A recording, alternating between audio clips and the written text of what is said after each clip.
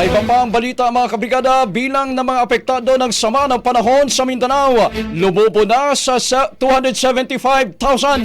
Brigada Cat Austria, i-brigada mo! Brigada Live Report.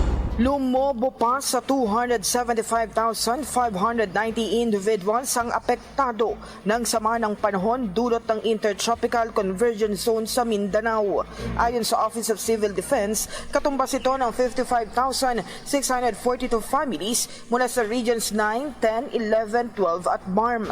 Sa nasabing bilang, nasa 6,273 katao ang pansamantalang nanunuluyan sa siyam na evacuation centers. Nananatili naman sa 4 ang napaulat na nasawi. Samantalang muling nagsagawa ng aerial assessment ang Office of Civil Defense BAR sa mga lubhang naapektuhan ng pagbaha sa Maguindanao del Sur, partikular sa mga bayan ng Datu Abdala, Sangki at Talayan. Katuwang ng OCD ang Tactical Operations Group 12 ng Philippine Air Force at 6th Infantry Division upang suriin ang lawak ng pinsala ng sama ng panahon dulot ng ITZZ. Ayon sa OCD, 14 na munisipalidad at 140 barangay sa probinsya ang naapektuhan na may libo-libong kabahayan at individual ang apektado.